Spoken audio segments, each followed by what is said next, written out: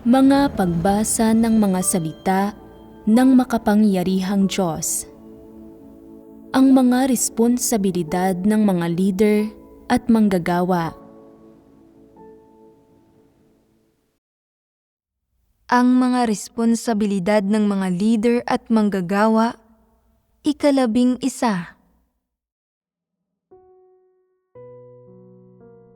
Pagdating sa gawain ng paglalaan sa iba't ibang material na item ng sambahayan ng Diyos, bukod sa hindi ito magawa ng mga huwad na leader nang ayon sa mga prinsipyong hinihingi ng sambahayan ng Diyos, hinahayaan din nila ang marami nilang personal na damdamin, kagustuhan, at pagnanais, pati na rin ang mga personal nilang pagkaunawa na mahalo rito.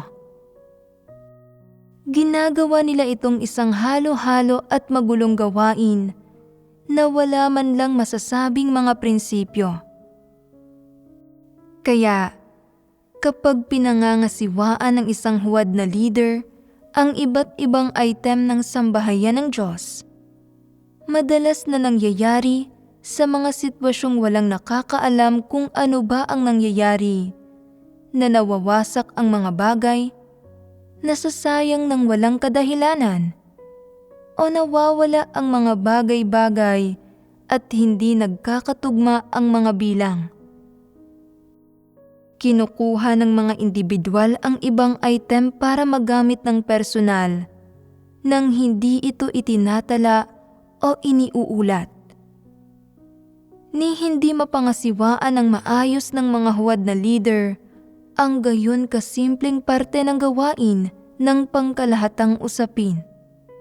Ginugulo nila ang gawaing ito, pero panatag pa rin sila. Inaakalang marami silang natapos na gawain. Hindi kailanman nagsasagawa ng regular na inspeksyon, pagmementena, at pangangalaga sa iba't ibang material na item ng sambahayan ng Diyos ang mga huwad na leader. Sa puso nila, wala sila ni katiting na malasakit sa mga item na ito. Ipagpalagay na tinanong mo sila, may namamahala ba sa pagmementena at pangangalaga sa mga kagamitang ito? Nagkaroon ba ng anumang kaso ng pag-aaksaya sa pagbili ng mga reserbang piyasa kapag kinukumpuni ang mga ito? O ng sino mang gumagastos ng sobra o nataga sa presyo? May pinanagot ba sa mga insidenteng iyon? May pinagmulta ba o binigyan ng babala? Walang magiging alam o pakialam sa kahit na ano rito ang mga huwad na leader. Kung ginamit ba ng di lehitimo ang pera kapag bumibili ng mga bagay para sa sambahayan ng Diyos, kung may naitalaga bang sino man para pangasiwaan ang mga bagay na iyon pagkatapos bilhin ang mga ito, kung angkop ba ang mga bagay na binili, at kung epektibo bang magagamit ang mga iyon, at kung hindi, kung ibinalik ba o pinapalitan ang mga iyon sa loob ng takdang panahon. Wala silang alam sa mga ito.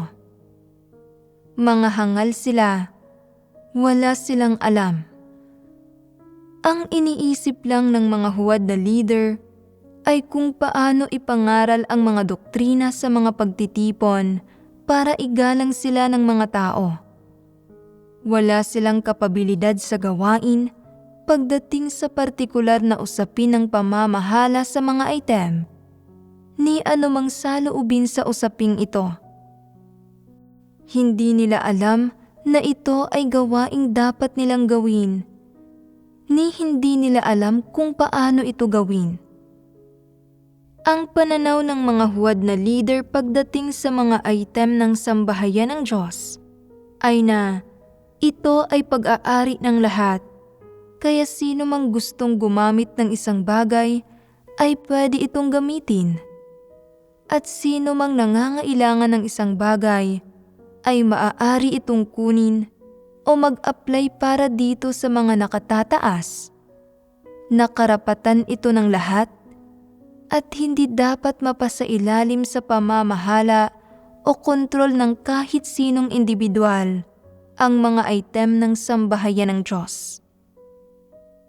Kaya, kung may isang taong makasira o makawala ng isang kagamitan, wala silang pakialam.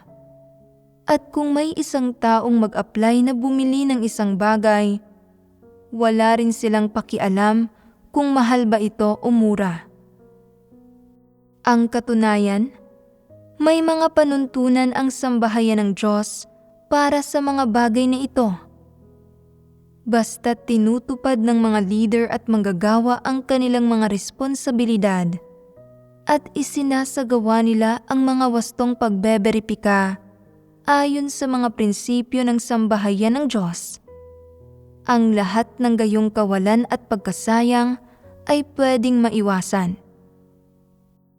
Pero hindi ginagawa ng mga huwad na leader ang pinakasimpleng gawaing ito na maaaring pumigil sa mga kawalan.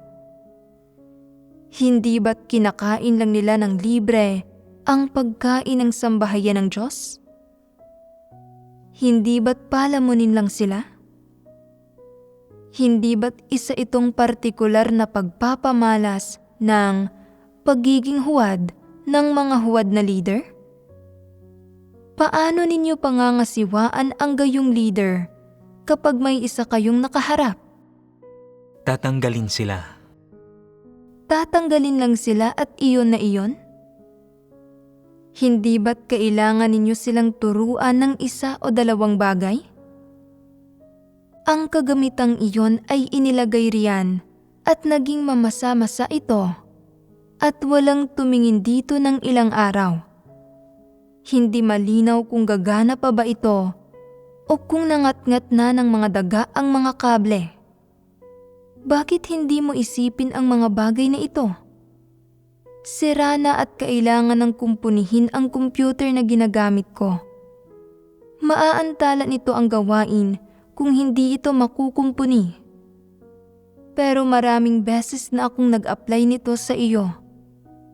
Bakit hindi mo pa ito pinapansin? Ano ba ang pikit mata mong pinagkakaabalahan sa buong araw kaya tuliro ka? Kapag ang isang leader na gaya mo ang inasahan para gawin ang gawain, inaantala mo ang lahat ng gawain at nasisira mo ang lahat ng kagamitan at mga material na item. Hindi mo binabantayan o pinamamahalaan ang iba't ibang item ng sambahayan ng Diyos. Hindi ka angkop na maging isang leader. Bilisan mo at magbitiw ka na. Tama lang ba na pangaralan sila ng ganito? Ano ang taglay ng isang taong naglalakas loob na pangaralan ang mga leader at manggagawa? Dapat muna siyang maging matapang at dapat siyang magkaroon ng pagpapahalaga sa katarungan. Maaaring sabihin ng ilan, hindi ako mangangahas na pangaralan ang mga leader at manggagawa. Mga opisyal sila at isang sundalo lang ako. Labis na mas mababa ang ranggo ko kaysa sa kanila. May katotohanan sila at kaya nilang mangaral ng mga sermon. Hindi ako magaling sa kahit ano at wala ako sa posisyon para pangaralan sila. Hindi ba't ito ang lohika ng isang tampalasan? Kung gayon, paano ninyo pangangaralan ang ganitong klase ng leader? Kung kaya mong gawin ang gawaing ito, gawin mo ang makakaya mo para gawin ito at gawin mo ito ng naaayon sa mga prinsipyo ng sambahayan ng Diyos. Ano mang isaayos mong gawin namin ay susundin namin. Pero kung hindi mo susubukan ang makakaya mo para magawa ang gawaing ito, kung hindi mo ito gagawin ayon sa mga prinsipyo ng sambahayan ng Diyos, hindi mo kami magagawang makinig sa iyo kailanman. Bukod doon, Kung hindi ka gagawa ng anumang tunay na gawain, may karapatan kaming tanggalin ka sa posisyon mo at paalisin ka. Saktan mo ang sarili mo kung gusto mong manakit ng iba. Huwag mong subukang saktan kaming lahat. Mangangahas ba kayong pangaralan sila ng ganito? Oo, Sinasabi ninyo iyan ngayon. Gagawin ba ninyo talaga kapag dumating na ang oras para gawin ito? Sa pangkalahatan, sa mga bagay na may kinalaman sa mga katotohanang prinsipyo at sa mahahalagang usapin, hindi kayo nangangahas na magsalita ng kaswal dahil sa takot na ang kawalan ng kabatiran at linaw sa pagsasalita ay maaaring mga hulugang hinuhusgahan lamang ninyo ang mga leader at manggagawa at nagdudulot lang kayo ng pagkakagulo. Pero dapat kaya ninyong magkaroon ng kabatiran sa mga usapin ng pamamahala sa mga materyal na item. Dapat kayong matutong kumilati sa usaping ito at magkaroon ng pagkaarok sa mga prinsipyo nito.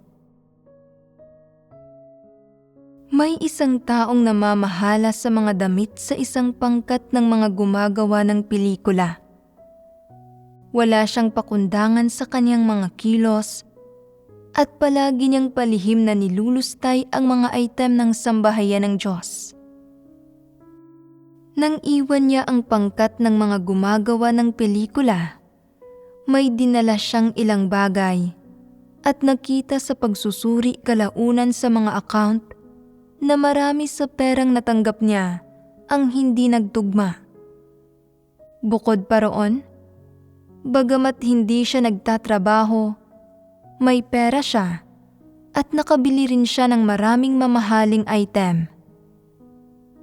Maraming tao ang nambobola sa kanya noong nasa pangkat siya ng mga gumagawa ng pelikula at gusto nilang lahat na magkaroon ng magandang relasyon sa kanya para kapag kinailangan nila ng mga damit, kailangan lang nilang manghingi at bibigyan na niya sila ng ilan. Kapag ang isang tao ay hindi maganda ang relasyon sa kanya, ni hindi niya ibibigay rito ang damit na dapat nitong makuha. Anong problema ito? Ito ay isang problema sa mga tauhan sa pamamahala. Sa isang banda, nilulustay niya mismo ang mga bagay ni ito. Sa isa pang banda, hindi niya inilaan ang mga item ng sambahayan ng Diyos nang naaayon sa mga prinsipyo. Sa halip, ay sumunod siya sa mga damdamin niya, sa sarili niyang kalooban at sa mga ugnayan niya. Ayon sa mga prinsipyo, dapat ay inalis na ang taong ito. Ito ay isang malinaw na problema. Bukod sa hindi ito ginawa ng huwad na leader, itinuring pa ng huwad na leader na isa itong mabuting tao at isinaayos niya na pumunta ito sa ibang lugar para gawin ang tungkulin nito. Hindi ba't pinalalala nito ang pagkakamali? Ano ang tingin ninyo sa paraan kung paano ginampanan ang gawaing ito? Naaayon ba ito sa mga prinsipyo? Natupad ba ng leader na ito ang mga responsibilidad na dapat gawin ng mga leader at manggagawa?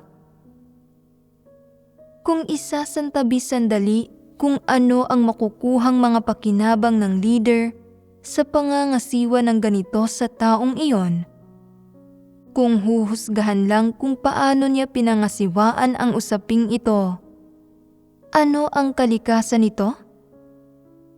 Ito ay iyong pagkupkop sa isang masamang tao batay sa mga damdamin at hindi pangangasiwa rito ayon sa mga prinsipyo ng sambahayan ng Diyos. Kaya, para iugnay ito sa ikasampung item ng mga responsibilidad ng mga leader at manggagawa, Anong pagkakamali ang ginagawa ng ganitong klase ng leader at manggagawa sa kanyang pagtrato sa iba't ibang material na item ng sambahayan ng Diyos? Tinupad ba ng leader na ito ang mga responsibilidad niya? Ang pangangasiwa ba niya sa usapin ay batay sa pagprotekta sa mga item ng sambahayan ng Diyos? Siguradong hindi. Hindi niya sineryoso ang mga item ng sambahayan ng Diyos. Nagpikit mata pa nga siya habang hinahayaan niya ang mga item na ito na sirain o kunin ayon sa kapritsyo ng masamang tao.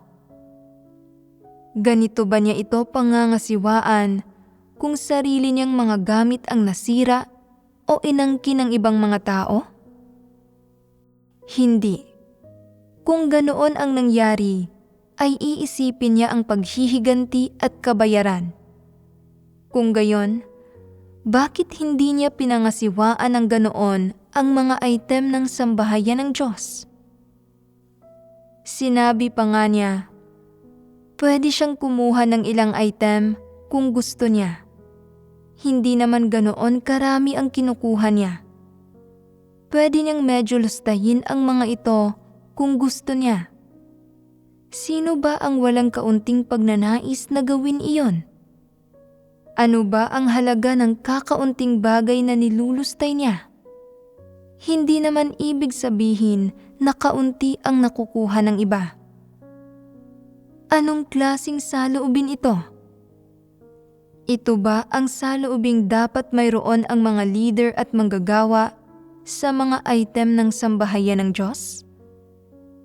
Hindi ba't wala silang utang na loob? At anong lohika ang sinabi nila sa huli? Hayaan mo siyang lustayin ang mga bagay na iyon. Hindi natin kailangang singilin sa kanya ang mga account na ito. Ano ba ang halaga ng kakaunting pera at maliliit na item na iyon? Mas marami pa ngang nilulustay ang mga antikristo kaysa roon.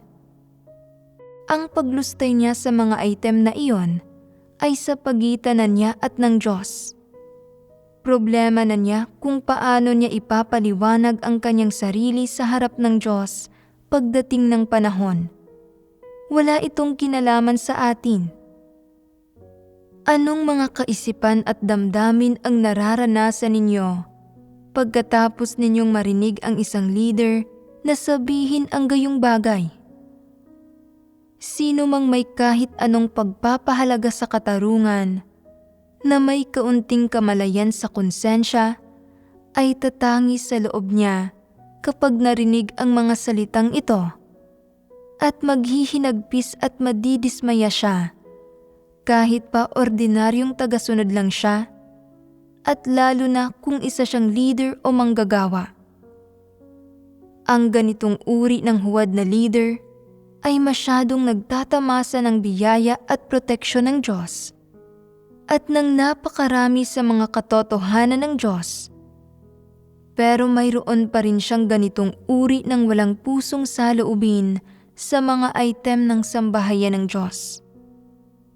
Nagtataglay ba siya ng pagkatao? Angkop ba siyang maging isang leader o isang manggagawa? Sa sandaling tanggalin ang gayong tao, kalipikado ba siyang maging isang leader o manggagawa sa hinaharap? Hindi maganda ang pagkatao niya. Paano na ipapamalas ang kanyang hindi magandang pagkatao? Sa kanyang hindi pagtataguyod sa mga interes ng sambahayan ng Diyos. Sa anong partikular na kilos niya hindi itinataguyod ang mga interes ng sambahayan ng Diyos? Ano ang diwa ng partikular na pagpapamalas na ito? Ang mga taong gaya nito ay wala sa tamang lugar ang puso at mababa ang kanilang karakter. Talagang maayos silang magsalita pero wala silang anumang tunay na ginagawa. Hinding-hindi dapat maging mga leader at manggagawa ang gayong mga tao. Ang mga taong wala sa tamang lugar ang puso ay hindi nagmamahal sa katotohanan, kundi naririyan para sa sarili nilang pakinabang. Ang mga taong wala sa tamang lugar ang puso ay hinding-hindi iniisip ang hinirang na mga tao ng Diyos at hinding-hindi nila itinataguyod ang gawain ng iglesia o ang mga interes ng sambahayan ng Diyos. Ang unang fundamental na bagay na dapat gawin ng mga leader at manggagawa ay ang panatilihin ang maayos na pagbabantay sa iba't ibang material na item ng sambahayan ng Diyos, ang magsagawa ng wastong pagsusuri at magbantay para sa sambahayan ng Diyos. Hindi hayaan ang anumang item na masira, masayang, o maangkin ng masasamang tao. Ito ang pinakamababang bagay na dapat nilang gawin. Sa sandaling mahirang ka bilang isang leader o manggagawa, itinuturing ka ng sambahayan ng Diyos bilang katiwala nito. Kasama ka na sa mga namamahala at ang gampaning pinapasan mo ay mas mabigat kaysa sa pinapasan ng iba. Nagdadala ka ng isang malaking responsibilidad.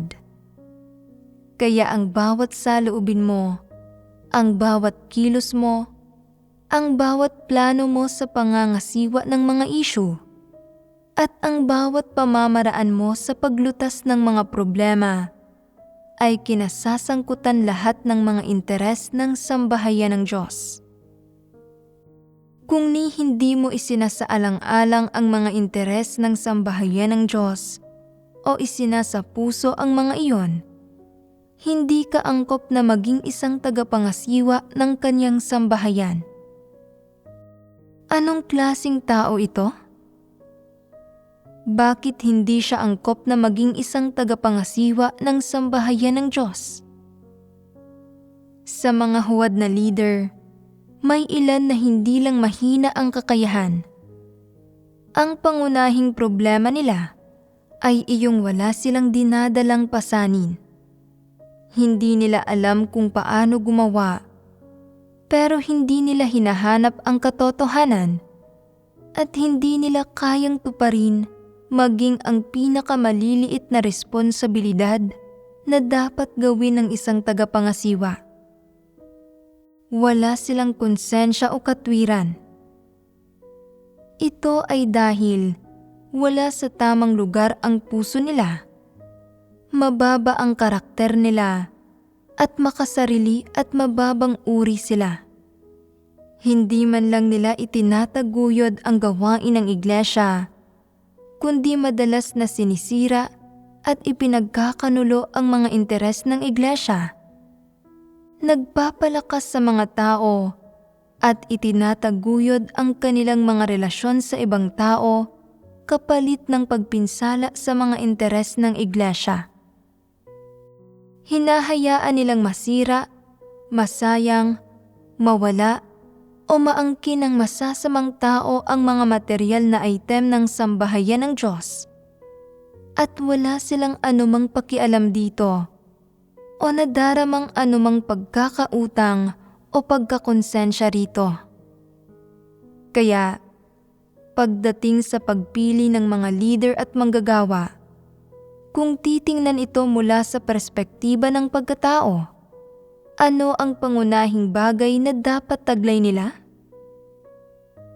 Dapat ay mayroon silang konsensya at pagpapahalaga sa katarungan, at dapat ay wasto ang mga motibo nila. Dapat munang makapasa sa pamantayan ang pagkatao nila. Gaano man kalaking kapabilidad sa gawain ang taglay nila, o anumang antas ng kakayahan ang taglay nila, ang mga ganoong klaseng tao ay magiging pasok sa pamantayan bilang mga katiwala kung maglilingkod sila bilang mga superbisor. Kahit papaano man lang, magagawa nilang itaguyod ang mga interes ng sambahayan ng Diyos at ang pare-parehong mga interes ng mga kapatid. Siguradong hindi nila ipagkakanulo ang mga interes ng mga kapatid ni ang mga sasambahayan ng Diyos. Kapag malapit ng mapahamak o mapinsala ang mga interes ng sambahayan ng Diyos at ang mga kapatid, pinag-isipan na nila ito ng maaga at sila ang mauunang kikilos at poprotekta sa mga ito. Kahit pa ang paggawa niyon ay makakaapekto sa seguridad nila o mangangailangan na sila ay magbayad ng halaga o magdusa. Lahat ito ay mga bagay na kayang gawin ng mga taong may konsensya at katwiran. Ang ilang huwad na leader at manggagawa ay nagmamadaling humanap ng ligtas na lugar na mapagtataguan kapag nahaharap sila sa mapapanganib na sitwasyon. Pero pagdating sa mahahalagang item ng sambahayan ng Diyos, ang mga aklat ng mga salita ng Diyos, mga cellphone, computer at iba pa, wala silang pakialam sa mga ito, ni tinatanong nila ang tungkol sa mga ito. Kung nag-aalala sila kung paano maaapektuhan ng pagkaaresto nila ang kabuuan ng gawain ng iglesia, pwede naman silang magpadala ng ibang mga tao para pangasiwaan ang mga ito. Pero ang mga huwad na leader na ito ay nagtatago lang para sa kapakanan ng sarili nilang seguridad. Takot na takot sila. At para matiyak ang kanilang seguridad, hindi nila ginagawa kung ano ang kaya nila. Kaya maraming pagkakataon kung saan ang kapabayaan, kawalan ng aksyon, at pagiging iresponsable ng mga huwad na leader ay nagdudulot na masamsam at makuha ng malaking pulang dragon ang iba't ibang item ng sambahayan ng Diyos at mga handog sa Diyos. Kapag nagkakaroon ng mapapanganib na sitwasyon na nagdudulot ng mga seryosong kawalan. Kapag ang mga sitwasyong iyon ay nagsisimula pa lang mangyari sa iglesia, ang unang dapat isipin ng mga leader at manggagawa ay ang ilagay sa mga angkop na lugar ang mga kagamitan at material na item ng sambahayan ng Diyos. Ang ipagkatiwala ang mga iyon sa mga angkop na tao para mapamahalaan. Hinding-hindi dapat hayaan ang malaking pulang dragon na kunin ang mga iyon. Pero walang gayong mga iniisip kailanman ang mga huwad na leader. Kailanman ay hindi nila inuuna ang mga interes ng sambahayan ng Diyos. Sa halip, inuuna nila ang sarili nilang seguridad. Ang kabiguan ng mga huwad na leader na gumawa ng tunay na gawain ay madalas na nagdudulot na magdusa ng kawalan o pinsala ang iba't ibang mahalagang item ng sambahayan ng Diyos. Hindi ba't isa itong seryosong kapabayaan sa responsibilidad sa bahagi ng mga huwad na leader? Tungkol naman sa ikasampung item ng mga responsibilidad ng mga leader at manggagawa, ano ang pangunahing pagpapamalas ng mga huwad na leader na inilalantad natin?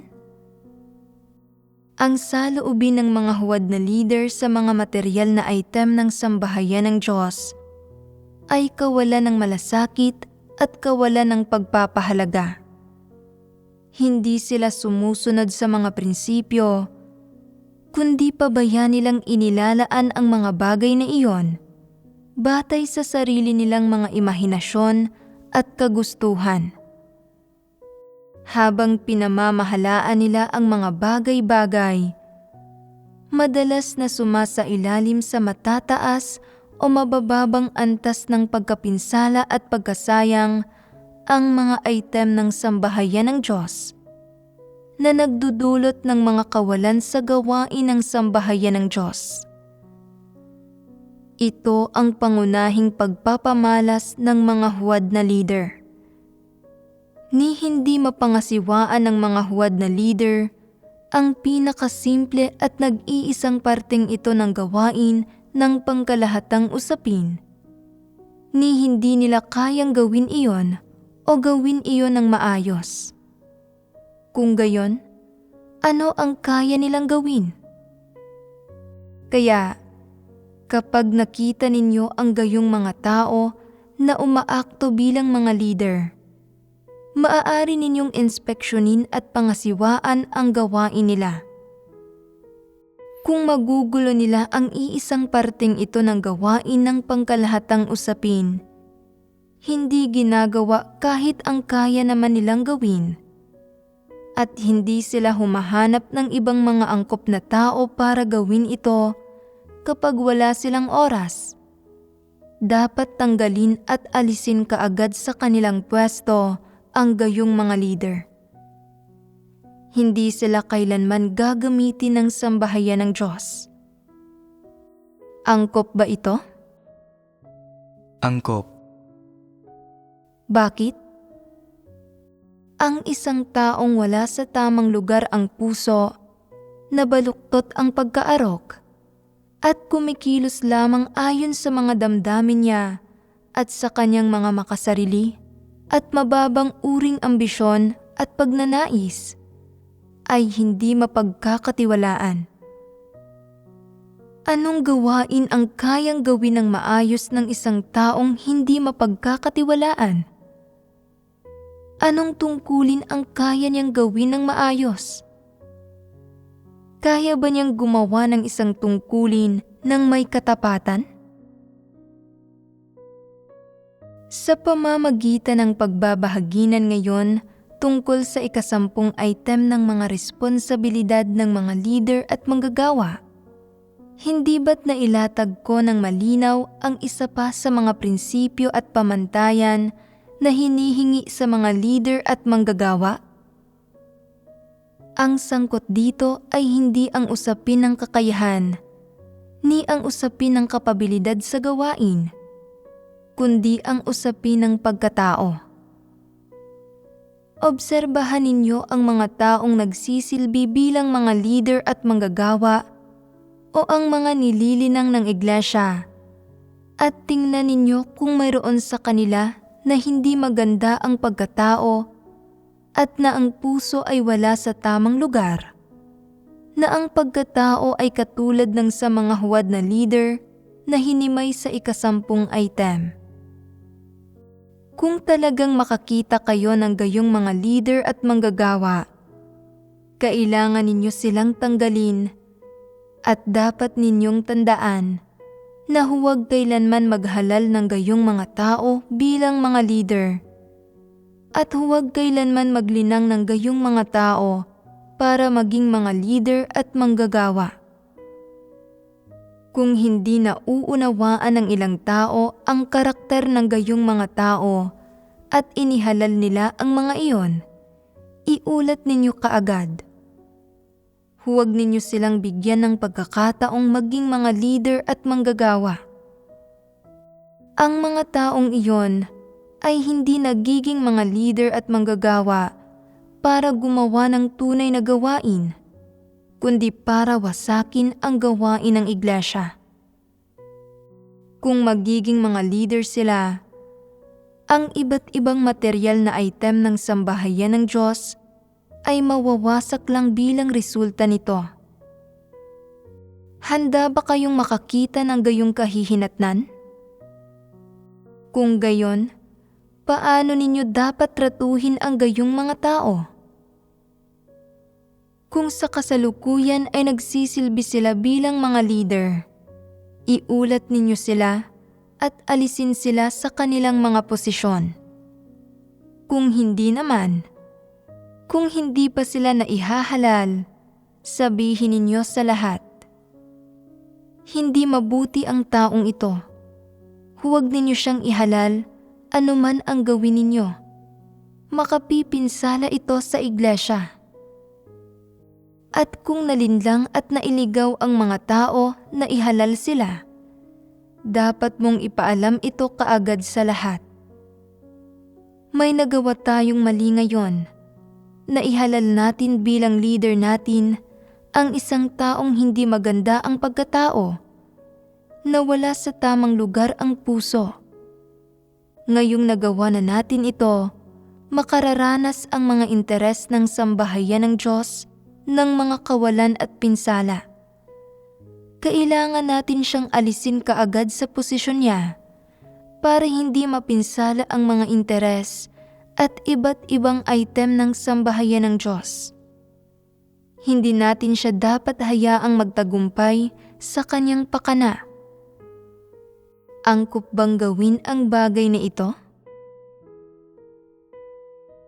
Ang mga hinirang bilang mga leader at manggagawa ay hinihingang magkaroon ng kakayahan at kapabilidad sa gawain. Ngayon, ay may mga hinihingi rin sa kanilang katangian. Ano ang masasabi ninyo? Dahil ba ito sa ang karamihan sa mga tao ay hindi pasok sa mga pamantayan ng pagiging mga leader at manggagawa? Alin sa tatlong ito ang pinakamahalaga? Pagkatao. At ang pumapangalawa? Kapabilidad sa gawain. Pagkatapos noon? Kung mayroon ba silang kakayahan o wala. Talagang tumpak ang pagkakasunod-sunod na ito. Kapag pipili kayo ng mga leader sa hinaharap, sukatin sila ayon sa pagkakasunod-sunod na ito. Sinasabi ng ilang tao, may problema sa pagkakasunod-sunod na ito. Ipagpalagay na nauuna ang pagkatao at may ilang tao na may mabuting pagkatao pero may hindi gaanong mahusay na kakayahan at kung mapipili sila bilang mga leader, hindi sila makagagawa ng kahit anong tunay na gawain. Kung gayon, ayos pa rin ba na isaalang-alang lamang ang pagkatao ng mga tao? Ang pagkatao ng mga tao ang pangunahing mahalaga at ito ang unang bagay na dapat ninyong tingnan. Pero hindi lamang ito ang tanging bagay na isa sa alang-alang kapag naghahalal ng mga leader at manggagawa. Kung pasok sa pamantayan ang pagkatao ng isang tao, sunod ninyong tingnan ang kanyang kapabilidad sa gawain. Kung wala siyang kapabilidad sa gawain at hindi niya kayang gumawa ng kahit anong tunay na gawain, pwede ninyong ipagawa sa kanya ang gawain na hindi masyadong mahirap para sa mga abilidad niya.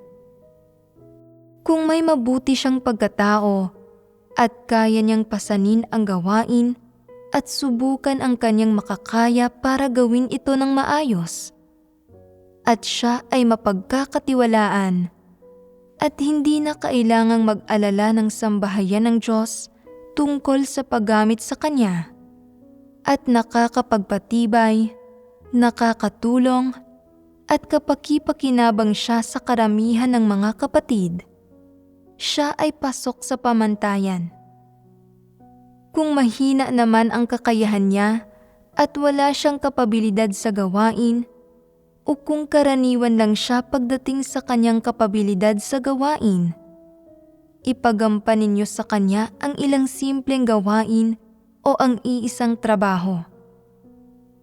Kung may mahusay siyang kakayahan at magaling na kapabilidad sa gawain, pwede siyang gumampan ng ilang mahalagang gawain o ilang iba't ibang trabaho. Hindi ninyo man lang ba kayang magsagawa ng mga ganitong klasing pagsasaayos? Kung hindi maganda ang pagkatao niya at wala sa tamang lugar ang puso niya, gaano man kahusay ang kapabilidad niya sa gawain, magagawa ba niya ng maayos ang gawain? Kung namamahala siya sa isang kumpanya o sa ilang kawani, maaaring hindi ito problema. Ngunit anong mga isyu ang lilitaw kung hinilingan siyang mamahala sa iba't ibang material na item ng sambahayan ng Diyos? una sa lahat, talagang hindi niya pamamahalaan ang mga item na iyon o makakagawa ayon sa mga prinsipyong hinihingi ng sambahayan ng Diyos. Wala sa tamang lugar ang puso niya. Hindi niya minamahal ang katotohanan at puro pakana lamang ang nasa puso niya. Walang iba kundi mga buktot na ideya at kaisipan. Kaya tuwing kumikilos siya, ginagawa niya iyon ayon sa sarili niyang mga kagustuhan at batay sa sarili niyang mga interes. Hindi batay sa mga katotohanang prinsipyo ni sa pagiging patas. Isinasaalang-alang lamang niya kung ano ang mawawala o mapapala niya at hindi niya iniisip ang mga prinsipyong hinihingi ng sambahayan ng Diyos. At sa makatwid, ay nakatadhana siyang mabigo sa gawain ng mga leader at manggagawa. Paano ito natutukoy? Sa pamamagitan ng kanyang katangian. Hindi ito natutukoy sa kapabilidad niya sa gawain. Kaya nga, kapag tinitimbang kung ang isang tao ay marangal o hamak, at kung naaabot ba niya ang mga pamantayan ng sambahayan ng Diyos para sa pagpili ng mga leader at manggagawa, tingnan muna ang kanyang pagkatao. Kung maaasahan at pasok sa pamantayan ang pagkatao niya, pagkatapos ay isaalang-alang kung siya ay nagtataglay ng kapabilidad sa gawain at may pasanin. Pagkatapos ay isaalang-alang ang iba pang mga aspekto. Ito ang ikasampung item ng mga responsibilidad ng leader at manggagawa. Ito ang humigit kumulang na hinimay sa ikasampung item ng iba't ibang pagpapamalas ng mga huwad na leader. Pwedeng makita ng isang tao sa saloobin at mga pagpapamalas ng kung paano tinatrato ng mga huwad na leader ang mga material na item ng sambahayan ng Diyos. Nakaramihan sa kanila ay walang konsensya at katwiran, na masyadong mababa ang kanilang pagkatao at hindi sila umaako ng responsibilidad. Pwede ninyong sabihin na wala sa tamang lugar ang puso nila. Hindi ba't mayroon na tayong isa pang ebidensyang magagamit ngayon para tukuyin na ang isang tao ay huwad na leader? Hindi kayang gumawa ng gawain ang ilang huwad na leader dahil mahina ang kakayahan nila at dahil bulag sila at wala silang kabatiran sa mga bagay-bagay. Ang ilan ay hindi gumagawa ng aktwal na gawain dahil wala sa tamang lugar ang puso nila at naroroon sila para lamang sa kanilang mga sariling pakinabang. Hindi nila itinataguyod ang mga interes ng sambahayan ng Diyos at wala silang pakialam kung mabuhay man o mamatay ang hinirang na mga tao ng Diyos. Dapat tanggalin at itiwalag kaagad ang bawat uri ng huwad na leader hanggat posible para maiwasan ang mga pagkaantala sa gawain ng sambahayan ng Diyos at ang pagkapinsala sa kanyang hinirang na mga tao.